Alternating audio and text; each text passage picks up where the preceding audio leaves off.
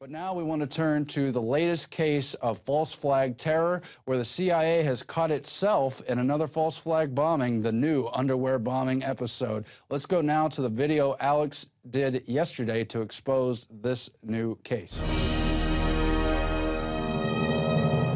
Thank you for joining us. Tonight we have more confirmation on top of the mountain of evidence that most terror worldwide in the last 30 years or so has been provocateured or staged. Now, you know the Gulf of Tonkin was staged to get us into Vietnam in '64. That's been declassified. And Operation Ajax, the U.S. and British governments used radical Muslim extremists to overthrow the government of Iran while claiming that they were actually fighting those groups. This is done over and over again. You know, Al-Qaeda and the Taliban was created by the CIA, working with the Pakistanis, the Israelis, and Brits. All of this is on record, but we learn it decades later. Back with the 7/7 bombings 6-7 years ago, it came out on Fox News. Look this up. They had FBI agents that went public and reported, and I'm about to get to the new news, but I'll give you some background here, and reported on the fact that a SWAT, the leader of the 7/7 bombing, was a MI6 asset. And there's our original article with a link to the Fox News video, terror expert, and it goes over the entire report. There's Fox News with FBI agent Loftus breaking it down. It was also the London Independent. Okay, continuing with this information, ladies and gentlemen. Paul Watson has the news breaking at prisonplanet.com and Infowars.com. This just happened yesterday, and we told you, underwear bomber 2, but instead of just setting up a patsy, they just say, we don't know who he is or where he is, but we found some underwear with a firecracker, so give all your rights up, and Obama's going to save you. Well, now, Al-Qaeda bomber was a CIA informant, prisonplanet.com. But wait, here's the Huffington Post and the Associated Press are reporting Al-Qaeda bomb plot, would-be bomber, was CIA informant. And it just goes on from there. We're told naked body scanners, TSA on the streets. But what happened 2 Christmases ago? The Christmas Day bomber, Muttalib, we had the eyewitnesses on first. Kurt Haskell and his wife saw the U.S. government getting him on the plane without a passport. A month and a half later, questioned in Congress, the Undersecretary of State, Mr. Kennedy, admitted an unnamed U.S. intelligence agency told us to get him a visa and get him on that aircraft without a passport. Boom, that was staged. 7/7, boom, commanded and run by an MI6 operative. On record. The guys that were part of it thought they were part of a drill. They were anti-Muslim extremists, and they were blown up on the trains and those buses, or that bus. And the government was running a drill of the exact targets being attacked at the same time. That's Peter Powers, the head of Visor Consultancy, admitting that on ITN and BBC. Look it up. And it gets worse. 5 years ago, members of SAS assigned to MI6 in Iraq dressed up like Wahhabists killing Shiites to get sectarian warfare going on between the two groups. I could keep giving you examples. These aren't theories. These are facts. So now they just say, hey, we had a threat of a deadly firecracker, give all your rights up, but instead of having some drugged up patsy like Muttalib, you know, drugged, rolling him onto the plane, who actually thinks he's part of Al-Qaeda, they just make up this new guy and say, oh my gosh, it's so sophisticated, it's so deadly, it's so evil. Of course, they were reporting yesterday, U.S. thinks underwear bomber built bomb with Al-Qaeda in Yemen. Oh my gosh. U.S. sends airport security guide to other countries. Yeah, buy the naked body scanners to keep you safe. The new domestic police state arms race. All of this, absolute pure bull. We never see modern cases of where these hyped up terror attacks weren't provocateured or purely, absolutely staged. We know that the so-called hijackers of 9/11 were trained at U.S. military bases. That was even in AP Newsweek. But we're supposed to ignore all that information. They were just people taking part in a drill, just like the 7/7 patsy. So here it is. AP, Al-Qaeda bomb plot, would-be bomber was CIA informant. Associated Press. Oh, but they say it was a double agent. Oh, that's how they spin it. Just like the troops have to grow the opium to fight Al-Qaeda in Afghanistan. And they got to rape children in Abu Ghraib in front of their parents to fight Al-Qaeda. Well, I mean, I'd be for Al-Qaeda above raping children. And, of course, Al-Qaeda's CIA, so that would be raping children anyway, so I wouldn't join that. I mean, this is staged. It's a global corporate empire who needs to act like it's under attack so it can take your liberties and give itself trillions of dollars in tax money a year, just in the U.S. alone, 3 or 4 trillion worldwide, in the name of keeping us safe. You know, the Olympics with missiles around it for Al-Qaeda's Air Force. This is a pipe dream. The globalists think you're so dumb. All their propaganda is designed for people not paying attention. Remember, Al-Qaeda flies its flag over Libya and is exterminating blacks by the tens of thousands right now. Totally racist. Remember, Al-Qaeda is being used to attack Syria. No fan of Assad, but compared to Al-Qaeda, he's a great guy. They're blowing up police stations and being called freedom fighters. It's in the news that Al-Qaeda is the good guy now, and we're supposed to segue to the domestic extremist, that is, people that want liberty. Unbelievable information unfolding in front of us. But wait, a final piece of news in this spectrum of information we're breaking down here that's only the tip of the iceberg. You see, the regular teleprompter news is some bimbo reading off a teleprompter what the globalists wrote in the central CBS broadcast center for all the major networks by private PR firms and the CIA and foreign governments and others. Here, it's full spectrum analysis. And we're even taking mainstream news where they have to admit this stuff and laying it out to connect the dots for you. Here is the London Telegraph today. U.S. secretly releasing Taliban prisoners from Bagram Air Base. Same thing at Camp X-Ray in Gitmo. Same thing in Abu Ghraib in Iraq, not just in Afghanistan. This is what they do. They get people in these re-education camps to find out who can be operatives to go out and pose as synthetic artificial terror. If you want to invade countries, you've got to create the synthetic threat. If you want to take liberties, you've got to create the synthetic threat to take the projection of the bad guy so you can play the part of the good guy, when in truth, the New World Order is controlling both sides of it. You understand that? This is what they're doing. So there it is. America has secretly been releasing high-level Taliban prisoners from a top-security military prison as part of negotiations with insurgents. Folks, the only insurgents they're fighting is opium farmers that don't want to get a lower price. It's a bunch of tribalists in Afghanistan who've always been killing each other. That's why Alexander the Great couldn't beat them. The Romans, the Persians, the Brits, no one can beat them because they don't have a culture or society that's centralized. They're cavemen. It's beyond medieval.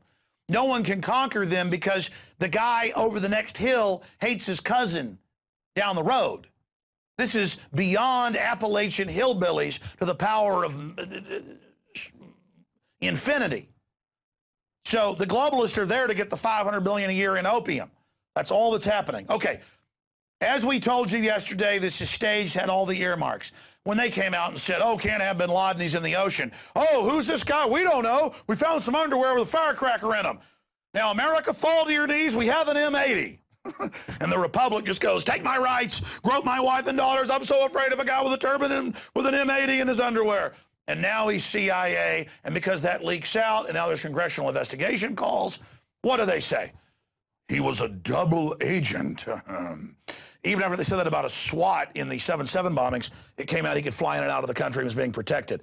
They're not double agents. They're agents of the mega banks playing the West off against Islam. Every time people in Islamist countries try to build societies and civilizations, which they're very capable of, the globalists send in a bunch of jihadis to blow the hell out of the capital. Okay? Okay? That's been the plan. It's been the plan since the end of World War II. The Brits used the plan with Lawrence of Arabia before that, 50-something years. Look into history. Learn about it. Get informed. All this propaganda is designed as if you're an idiot. It's designed for people halfway paying attention. Gee, Marge, they protected us from another one of them radical, evil sand people. Yeah, well, that's all right, because TSA is going to grope you tonight, honey, and that'll keep you safe. But the border's wide open. All right, that's it for this area of the report. Get this video and the information by Paul Watson at Infowars.com out to everybody. And of course, the latest case with the CIA bungling its own operation against the United States is just an ongoing part of the false flag salvo that's been used against populations throughout history. The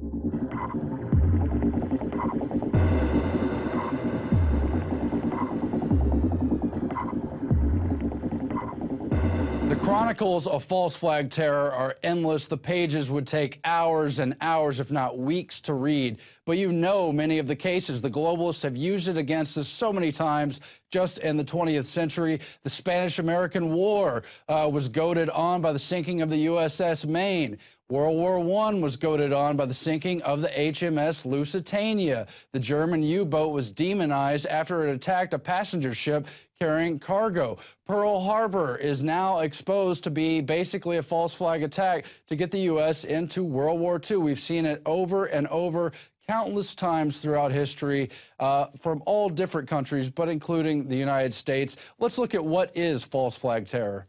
Its definition is covert operations conducted by governments, corporations, or other organizations which appear to be carried out by other entities. This, of course, was covered in Alex's seminal film, Terror Storm, that you're seeing clips of from here. Whether it's a patsy, a mole, or some other set-up operation, the point is to convince people we have to take further military action. We have to go into new theaters of war. Look at the Reichstag that we also covered there in Terror Storm. Hitler used it to storm to power and lead into what became World War II. What did he do? He burned Germany's own parliament building, blamed it on communists, and set up a patsy so he could take more power and crack down on the population according to the Nazi plan.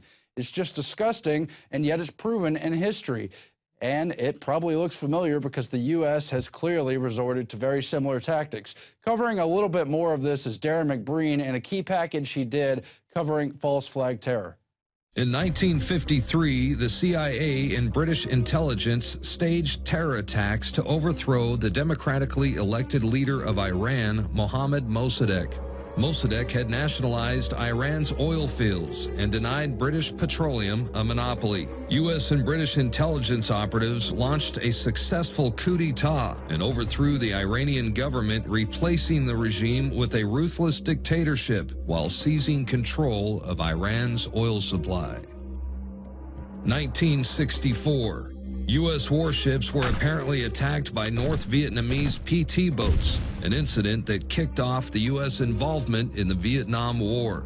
The attack was a staged event that never actually took place. What followed was an excuse by President Lyndon Johnson to dramatically expand the scale of the Vietnam War, ultimately at the cost of 3 or 4 million dead Vietnamese and 58,000 Americans. June 8, 1967, the USS Liberty, an American naval vessel sailing off the coast of Gaza, was suddenly and deliberately attacked by naval and air forces of Israel. The well-coordinated attack, which lasted for hours, resulted in the deaths of 34 crewmen, 170 injured, and catastrophic damage to the ship, one of the most highly decorated vessels in U.S. history. Egypt was to be blamed for the attack, to serve as a pretext to drag the U.S. and her allies into war in the Middle East. If not for the heroic efforts of the ship's captain and his brave crew, the Liberty would have faced almost certain destruction. The truth about Israel's attack and subsequent White House cover-up continues to be officially concealed from the American people to this day.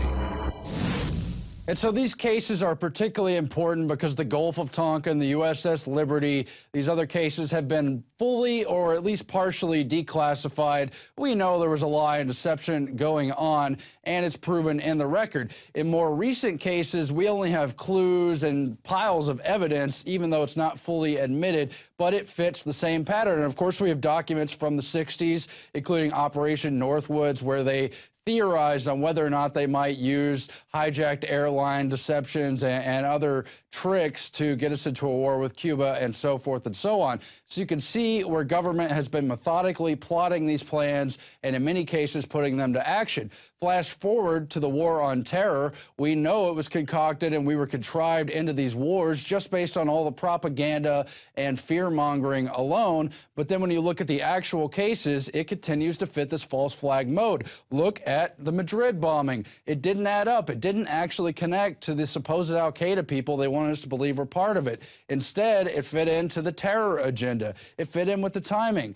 Then we saw the 7/7 bombing, which appeared to again be part of our Muslim radical extremist enemies we're supposed to go to war with around the globe. Yet people like Peter Powers were running simultaneous drills that appeared to be almost identical at the exact same time in the same location. And when they were later confronted about it, oh, nothing going on there, I'm going to walk into this broom closet and not answer your questions. And we see this going on. And when we look further into history, our explanation for false flag terror becomes part of our ongoing history of foreign policy. You've got Hillary Clinton, Brzezinski, so many figures talking about how we funded the early groups that later developed into al-Qaeda over in Afghanistan and Pakistan to fight against the Soviets. We covertly armed them, trained them, gave them funding, and goaded them into war, then later used them as our prefabricated enemy. And we've also got the clip of John Loftus explaining how the supposed mastermind of the 7/7 bombing, Aswat, was a member of British intelligence and goes all the way back to this history of resistance against the Soviet Union. And then they later used them to fight in Kosovo and the other parts of the Balkan War, and then later used them since the USS Cole bombing as our new shadow enemy. Let's go to some of those clips right now. Aswat is believed to be the mastermind of all the bombings in London. On the 7/7 and 7/21, this is the guy, we think.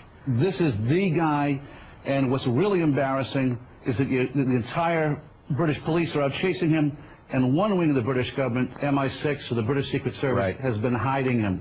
And this has been a real source of contention between CIA, Hold on, John. Justice Department, and Britain. MI6 has been hiding him. Are you saying that he has been working for them?